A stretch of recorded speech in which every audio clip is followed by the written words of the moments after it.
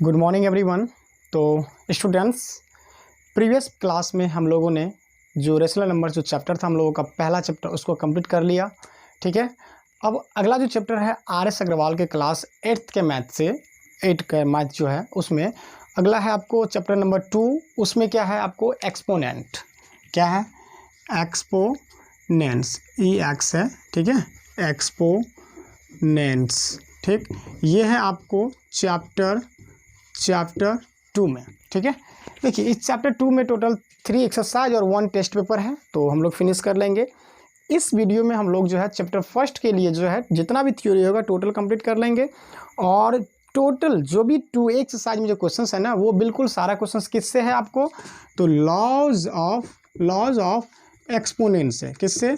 Laws of exponents, मतलब exponent का जो लॉ है, जो रूल है, उसके अकॉर्डिंग ये टोटल क्वेश्चंस बन जाएगा। तो आप जानते होइएगा इसमें, लाइक पहले से भी आप क्लास 7th में ऑलरेडी लॉ ऑफ एक्सपोनेंट्स को पढ़ चुके हैं। तो यहाँ देखिए सिंपल है, बहुत सिंपल है ना, आप इसको पढ़ चुके होइएगा। जैसे a to the power m into a to the power n is equal to क्या होता है, a to the power m plus n। देखिए यहाँ पे a कोई नंबर्स है, तो क्या है ना कि अगर मल्टीप्लिकेशन में क्या होता है कि अगर बेस अगर सेम होता है, क्या होगा प्रोडक्ट, यानी जब हम प्रोडक्ट फाइंड करेंगे इस तरह का, तो अगर बेस सेम होता है तो क्या करते हैं, पावर को ऐड कर देते हैं। तो यहाँ पे ए ऐसे ही रह जाएगा, ठीक है, और दोनों पावर क्या हो गया, जुड़ गया। तो आप इस चीज़ को जो पढ़े हैं ना, इसका नाम था, क्या नाम था वहाँ पे, प्रोडक्ट लॉ। इसका नाम ही होता है, इस लॉ का नाम क्या है, प्रोडक्ट लॉ बोला जाता है। ठीक है, प्रोडक्ट लॉ हो गया। आपको क्या है ना कि इसमें देखिए यहाँ 2 नंबर्स है, आपको 3 नंबर्स भी हो सकता है। जैसे इस पे एक एग्जांपल अगर देखा जाए तो अगर आपको ऐसे दे देगा कि 2 to the power 5 into 2 to the power 3 into 2 to the power 4 है। ठीक है, तो यहाँ देखिए 3 नंबर्स को मल्टीप्लाई किया जा रहा है, तो हर जगह बेस क्या है, बिल्कुल सेम है। तो बेस जो है उसको लिख देना है 2 2 2, यहाँ भी 2 हो गया। ये सबके सब मल्टीप्लिकेशन में ना है, सब मल्टीप्लाई हो रहा है, तो पावर को क्या करना है, जोड़ देना है। 5 प्लस 3 प्लस 4, ठीक है, 5 प्लस 3 कितना हो गया, 8 हो गया, और 8 प्लस 4 12 हो जाएगा। तो आप चाहें तो डायरेक्ट भी यहाँ पे 12 लिख सकते हैं। ठीक है, तो ये सिंप्लीफाई हो गया। अब क्या है ना कि 2 टू द पावर जो 12 है, 2 टू द पावर जो 12 होता है, इसका मतलब क्या हो गया, 2 को 12 टाइम्स मल्टीप्लाई करना है। कितना टाइम्स, 12 टाइम्स। ठीक है, dot dot dot dot 12 times कर देते हैं। तो इतना टाइम्स तो मल्टीप्लाई नहीं करना है, तो आपको जो है ना इतना ही आंसर रह जाएगा। क्या है ना कि इस टाइप के क्वेश्चंस में न्यूमरेटर में कुछ है तो डिनोमिनेटर में ज़रूर कुछ होगा, तो वो कैंसिल आउट होकर के एक छोटा सा वैल्यू बनेगा, और नहीं तो इस टाइप से भी आंसर लिखा जा सकता है। ठीक है, सिंप्लीफाई करना है, आपको आंसर देना है। तो ये अभी हम नहीं करेंगे इसको, अभी हम लोग जितने भी लॉ ऑफ एक्सपोनेंट्स है तो टोटल पढ़ेंगे। तो देखिए इस टाइप का जो लॉ है आप ऑलरेडी पढ़ चुके हैं।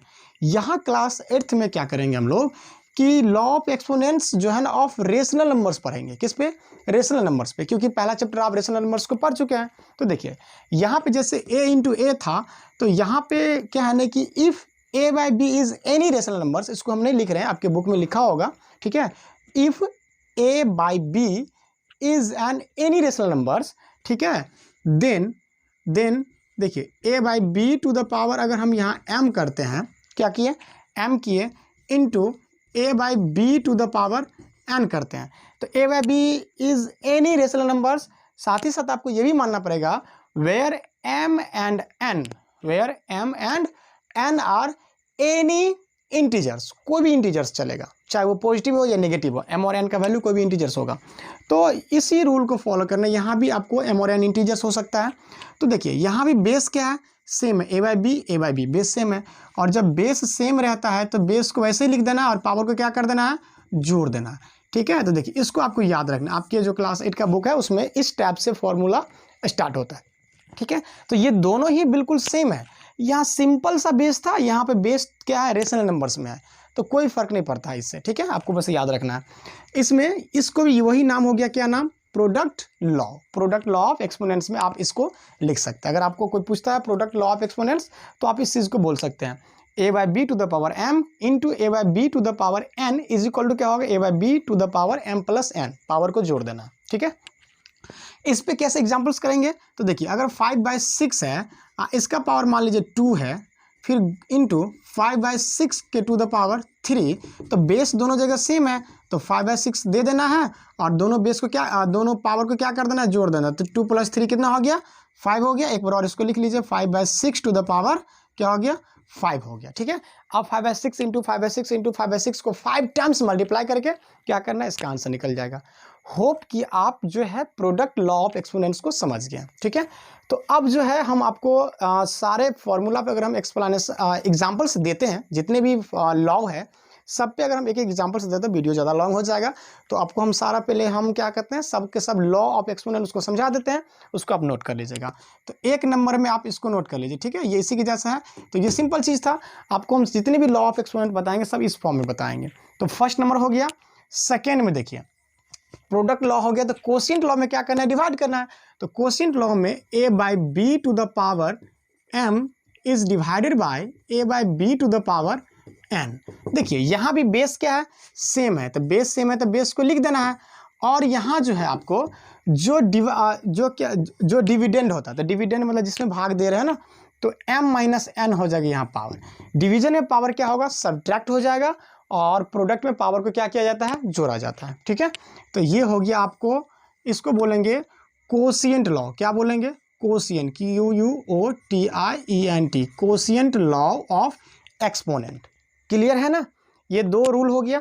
इस पे भी आप उसी टाइप से एग्जांपल्स को ले सकते हैं।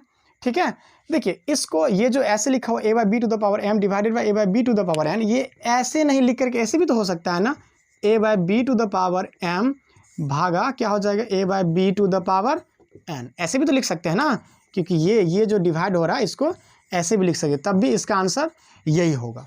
क्लियर है। ठीक है, तो चलिए इसको हम इरेज करते हैं और इसी जगह पे हम क्या करेंगे, 3 नंबर्स को पढ़ते हैं। 3 नंबर में बहुत ही इंपॉर्टेंट है, वो है पावर लॉ। ठीक है, तो पावर लॉ में क्या करना है, a/b टू द पावर, देखिए अगर मान लीजिए यहाँ पे m है, फिर उसका पावर अगर क्या है यहाँ पे, फिर उस whole to the power n। ठीक है, a/b to the power m and whole to the power n, हो सकता है एक और ब्रैकेट दे करके कोई एक और पावर हो जाएगा। तो आपको क्या करना है, बेस को सेम टू सेम लिख देना है। ठीक है, जो बेस है बेस को सेम टू सेम लिख देना है और m और n को क्या कर देना है, मल्टीप्लाई कर देना है। दो जितनी भी पावर होगा सब पावर को एक साथ मल्टीप्लाई कर देना है, बस हो जाएगा। इसको ये याद रखना है। तो इसको बोलेंगे पावर लॉ। क्या बोलेंगे इसको, power law of exponents. Okay, ये क्लियर है। ठीक है, अब देखिए, अब आप 4 नंबर में आपको हम बताने जा रहे हैं क्या, और ये भी एक इंपॉर्टेंट है, आपको रेसिप्रोकल वाला ये चीज़ याद होगा आपको कि a टू द पावर अगर -1 होता है तो इसका वैल्यू क्या होता है, 1/a होता है, ये रेसिप्रोकल होता है, ये याद होगा। ठीक है, अगर इसी के बदले ऐसे रहता, देखिए यहाँ 1 है ना, तो यहाँ भी पावर 1 है, लेकिन 1 क्या करते हैं, नहीं लिखते हैं। माइनस में 1 है तो उसको दिखाना पड़ेगा, लेकिन +1 पावर है तो नहीं लिखते हैं। क्या है कि 6 है तो 6 के पावर यहाँ पे 1 भी हो सकता है, लेकिन 1 को लिखना जरूरी नहीं है प्लस में। अगर यहाँ पे a to the power -m है तो इसको क्या लिखेंगे, 1/a to the power +m, मतलब जो वैल्यू यहाँ पे ये जो है ना, वो उसका क्या हो गया, रेसिप्रोकल हो गया, मतलब 1/, हो गया। जैसे रेसिप्रोकल आपको याद होना चाहिए, 5/6 का रेसिप्रोकल क्या होता है, 6/5 होता है। ठीक है, 2 नंबर्स एक दूसरे का रेसिप्रोकल तब होता है जब उन दोनों का प्रोडक्ट क्या होता है, 1 होता है। देखिए इसको प्रोडक्ट क्या होगा, 1 हो गया, कट के है 1 हो गया ना। तो जब किसी 2 नंबर्स का प्रोडक्ट अगर 1 हो जाता है तो वो दोनों नंबर्स एक दूसरे का क्या होता है, आपको रेसिप्रोकल होता है। ठीक है, आप बात को समझ रहे हैं। ओके, कोई दिक्कत होता है तो आप बताइएगा। ठीक है, इसके बदले में ये हो जाएगा। देखिए इस पे एक एग्जाम्पल आपको बता देते हैं, जैसे a to the power m है ना, अगर मान लीजिए यहाँ पे 2 के पावर -3 है।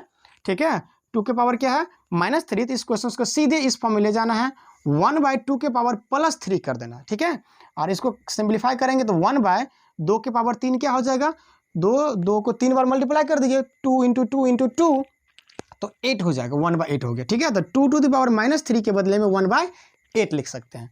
तो इस चीज़ को याद करना है। देखिए आपको हम बोर्ड पे कहीं से कुछ लिख देते हैं, तो इसको आपका काम है कि इसको आप अरेंज करके लिखिएगा। तो 4 नंबर में ये तीनों ही समझिए, ये 4 नंबर का ही हो गया। ठीक है, ये जो भी है 4 नंबर का ही है, लेकिन आपको यहाँ 4 नंबर में आपको हम रेशनल नंबर स्टेप्स का बताएंगे। तो 4 नंबर में आप इसके बदले इसको भी लिख लीजिएगा, एक और लिखिएगा क्या कि a/b टू द पावर, अगर लीजिए यहाँ पे क्या है, -m है। ठीक है, देखिए एक सेकंड रुक जाइए, पहले तो आप क्या करिए, पहले आप -1 डाल के लिख लीजिए। ठीक है, तो आपको क्या करना है, सिंपल सी है, आप इसको रेसिप्रोकल कर दीजिए, बेस वाला में है ठीक है। तो b ऊपर जाएगा और a नीचे आएगा। देखिए यहाँ पे a बाई b है तो यहाँ b बाई a कर दिए, ठीक है। और यहाँ पावर -1 है तो यहाँ +1 पावर कर दी, तो +1 लिखने की जरूरत नहीं है। तो एक फॉर्मूला ये हो गया, ये भी 4 का ही है।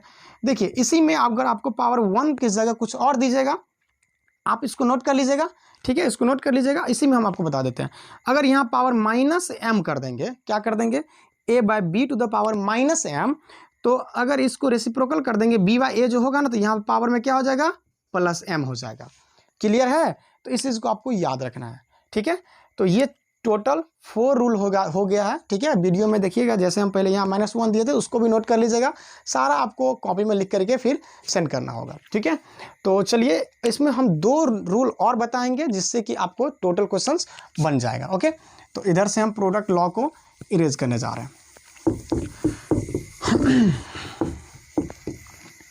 चलिए अब जो है आपको एक देखिए, इसको याद रखना है कि एक तो ये जो अगर किसी भी नंबर्स का पावर अगर 0 होता है तो उसका वैल्यू क्या होता है, 1 होता है। इस चीज़ पर है ना आप, मतलब any numbers to the power 0 value is क्या, 1 होगा। तो a टू द पावर अगर 0 है तो वैल्यू 1 होगा। अगर a by b to the power अगर 0 दे दिया तो इसका वैल्यू क्या हो जाएगा, 1 हो जाएगा। देखिए इसका प्रूफ वैसे हम क्लास में बताए थे, लेकिन हम नेक्स्ट वीडियो में कभी बता देंगे आपको, ठीक है। बहुत सिंपल प्रूफ है, अभी वीडियो ज़्यादा लॉन्ग हो जाएगा।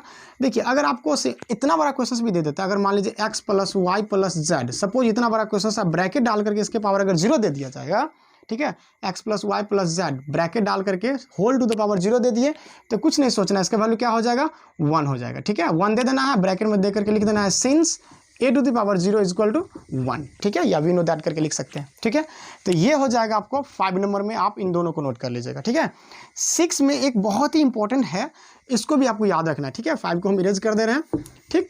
चलिए 6 में क्या है कि देखिए आपको क्या है ना कि आपको हम प्रोडक्ट लॉ में अभी भी बताए थे, प्रोडक्ट लॉ में a by b to the power m into a by b to the power n is equal to क्या था, a by b to the power m + n। ये हो गया आपका प्रोडक्ट लॉ।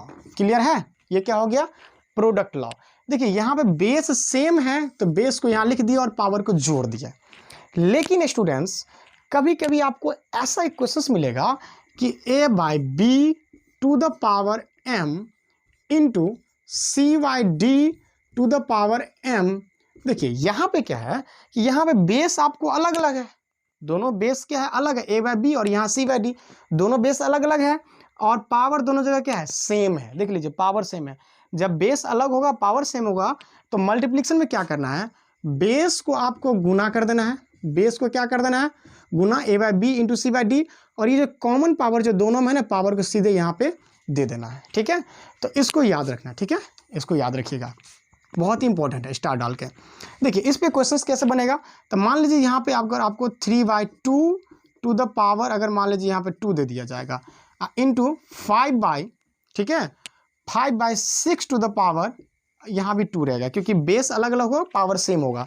तो इस रूल को फॉलो करना है, क्या करना है, 3/2 इंटू 5/6 दोनों बेस को मल्टीप्लाई करके कॉमन पावर को दे देना। आप ब्रैकेट के अंदर पहले काट लीजिए, 3 2 जा 6 हो गया, ठीक है, और ऊपर में 5 1 जा 5, ठीक है, 5 1 जा 5 और नीचे में 2 2 जा 4, और उसका पावर क्या हो गया, 2 पावर है, तो 2 पावर है तो 5/4 गुने 5/4 को 2 बार गुना कर देना है, 5 5 जा 25/16, तो 25/16 इसका आंसर हो गया, ठीक है। क्लियर है। अब आप जो है इस वीडियो को दोबारा देख लीजिएगा, जरूर समझ में आएगा। ओके, तो थैंक यू।